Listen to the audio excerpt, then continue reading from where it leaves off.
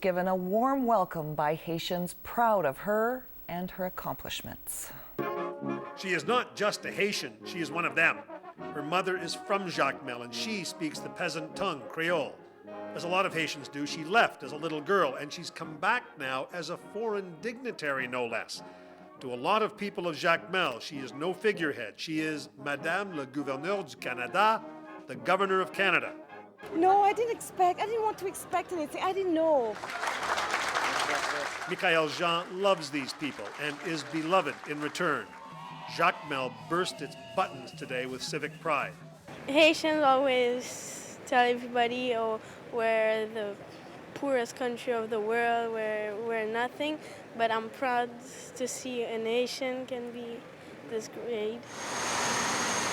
Something else is clear too.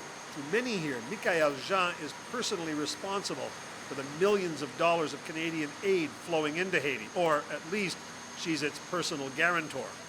Merci, merci, mille merci. The thank yous in Creole from Grafto-Blaise were heartfelt and repeated and earnest. $500,000 Canadian help run the corn mill he manages. Climbing up onto a stool, Jean told the workers in Creole that they are most welcome.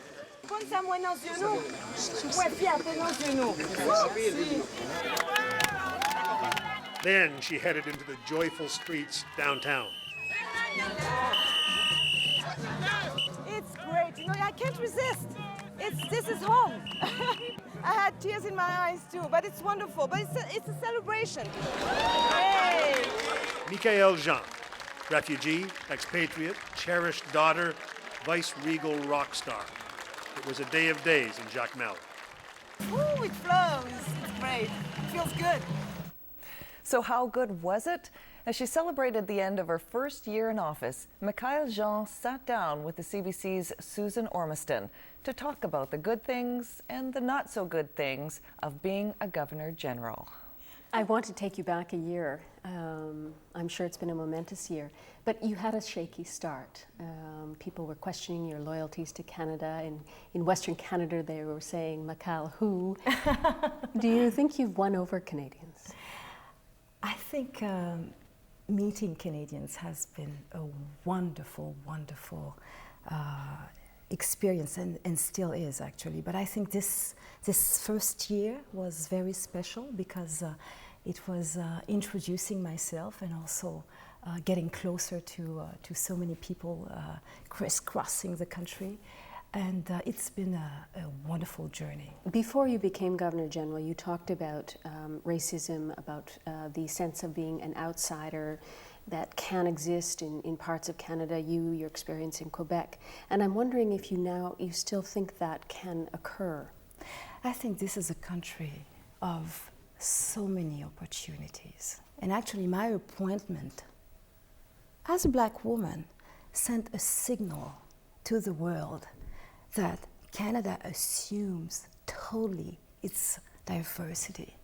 And you know, when I represent Canada abroad, people are so impressed, you know, by that sense of harmony in our country. You are a persuasive optimist.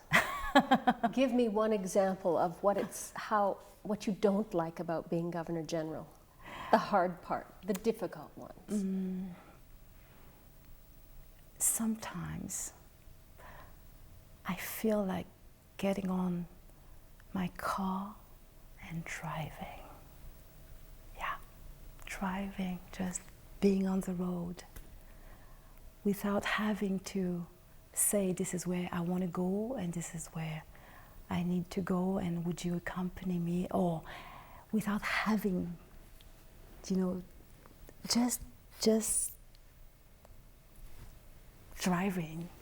And sometimes, you know, freedom is about not even knowing where you want to go, but just going. I miss that.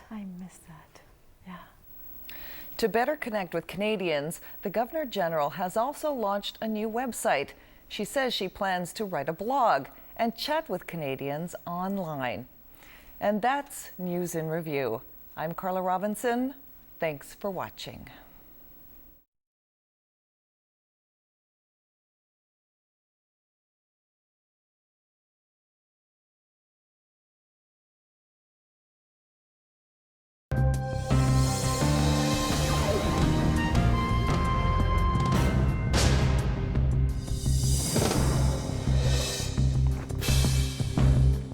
In the Badlands of Alberta, where giants once roamed, Phil Curry looks for their buried bones Want to see how heavy it is? You better use both hands.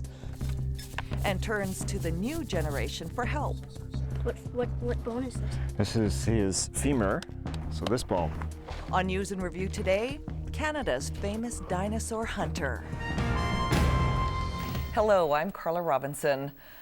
For more than 100 million years, dinosaurs reigned over the earth until the giant reptiles mysteriously disappeared about 65 million years ago, leaving only their fossilized bones to tell us what they look like and how they lived.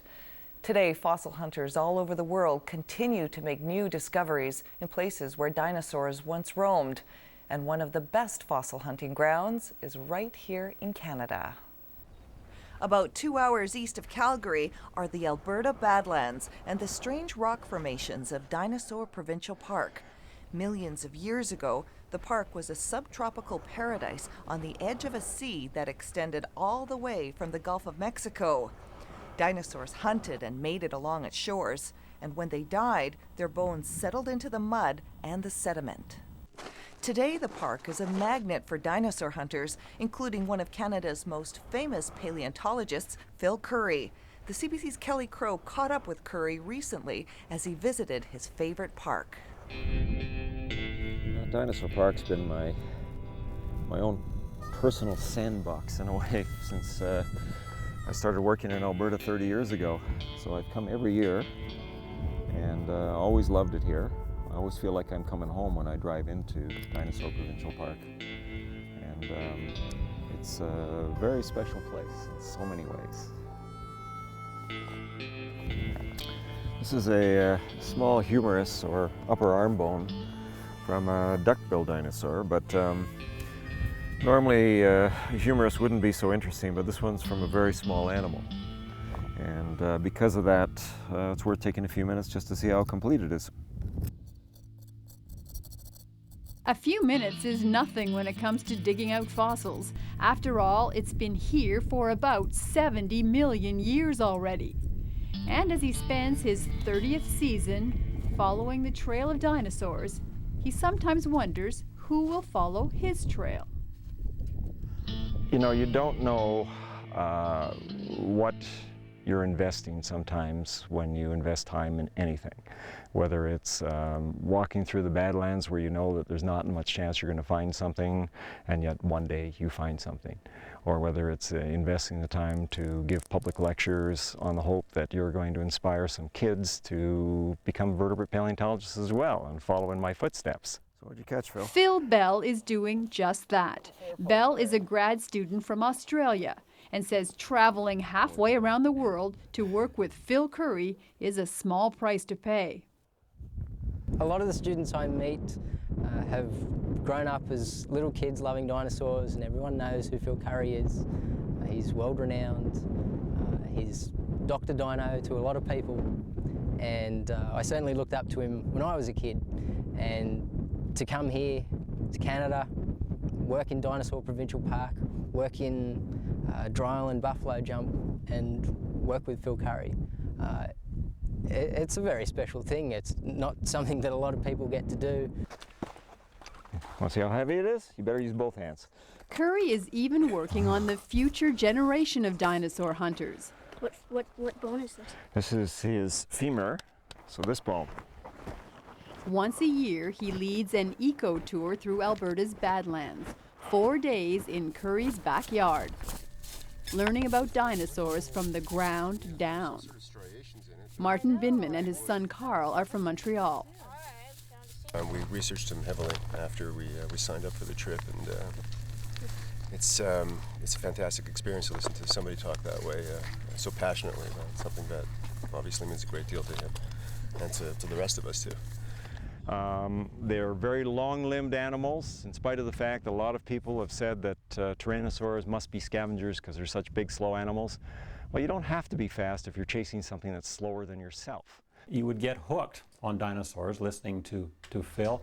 Paul Johnston worked with Phil Curry for 20 years at the Royal Churro Museum in Drumheller. Not so much that he was a sort of charismatic salesman. He let the dinosaurs do the talking, so to speak, because they're dramatic. He knew that was the case. He knew that the public had a passion, at least at some deep level. I mean, who among us wasn't interested in dinosaurs from an early age? And he would rekindle that in people of all ages. I don't care. Bit of a backbone. How high you get in that river, I'm going. A spool-shaped, spool-shaped bone which makes up Don't get my head. the main body of your spinal column. It's called the centrum. Sitting here digging through dirt and touching something that's maybe 100 million years old is it's a pretty spiritual experience.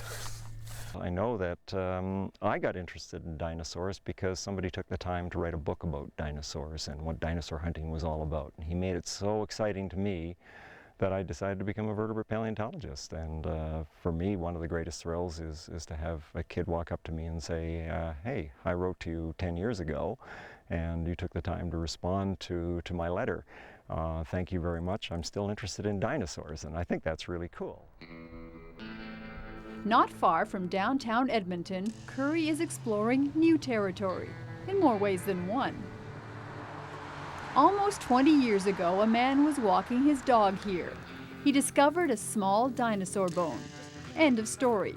Until Curry was able to excavate it this summer. Turns out this is a pretty decent bone bed of Edmontosaurus dinosaurs.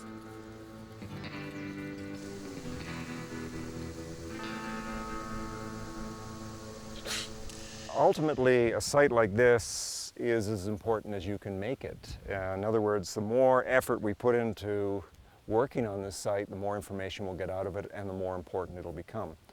There are other Edmontosaurus bone beds, but really an awful lot of work has not been done on those either. And so this is, I think, the beginning of what I think is going to be a very, very good project. It's also the beginning of a new chapter in Curry's life, that of professor.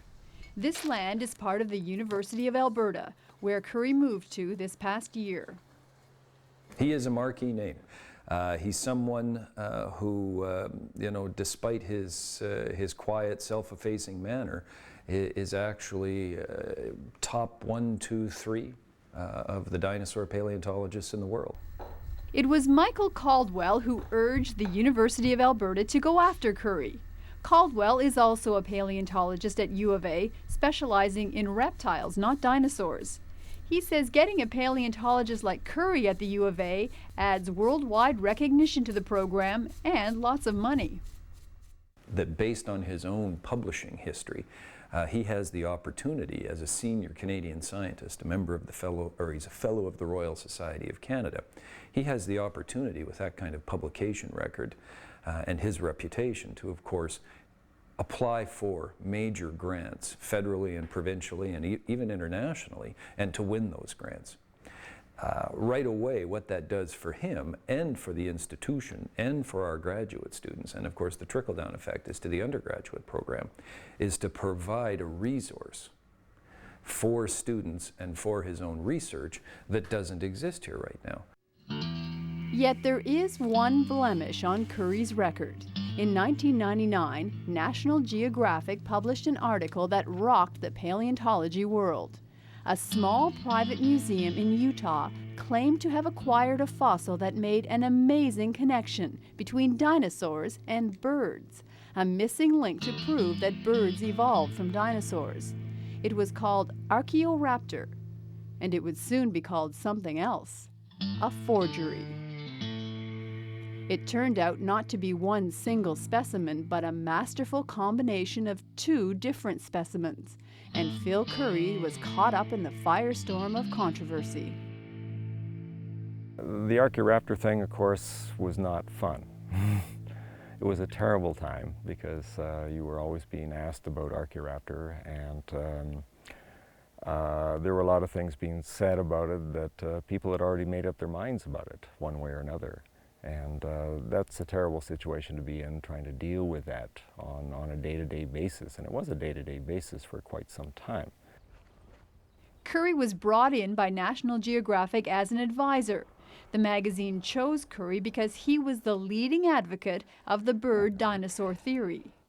He saw the fossil and had misgivings about it. totally. In the pages of a full mea culpa by the magazine a few months later, Curry would admit he should have been more outspoken with his concerns. I know I'm too busy. I know that I do stretch myself pretty thin all the time, and of course, because of that, things do get overlooked and mistakes get made. On the other hand, I've always felt that although I lose track of some things, I mean, basically, most of the time, it works out fine and things get done. To me, I think it's a much bigger sin to sit back and not do things because you're afraid that you are going to get too involved in too many things and you're going to slip up on something. Yeah, you slip up on a few things, but overall, I hope my record will be pretty good. Just how is the record of a paleontologist judged? Does excavating 2 Tyrannosaurus skeletons matter? Consider no more than 35 have ever been found in the world. And how many dinosaur hunters have started a museum? Curry was there from day one at the Royal Tyrrell Museum, a driving force in its creation. They are, says Curry, achievements that sometimes take a bite out of his humility. It's not that I don't have an ego. Sometimes I think I do have a very big ego and deserve to take 3 steps back and reconsider what I'm doing. It's just that I am walking in the shadows of a lot of great people. Now he's casting a shadow of his own. Those who follow in Curry's footsteps had better be quick. He may be 57, but he gets around the Badlands with the agility of the prehistoric creatures he chases. And there's lots of them to chase. If we look at the number of species alive today, we have basically 4,000 species of mammals alive now. We have 6,000 species of reptiles and amphibians alive now. And we have 10,000 species of birds alive right now. So 700 species of dinosaurs spread over 150 million years really is, I think, a gross underrepresentation of how many dinosaurs there were. There are still lots of new dinosaurs for kids to discover. And that's News in Review. I'm Carla Robinson. Thanks for watching.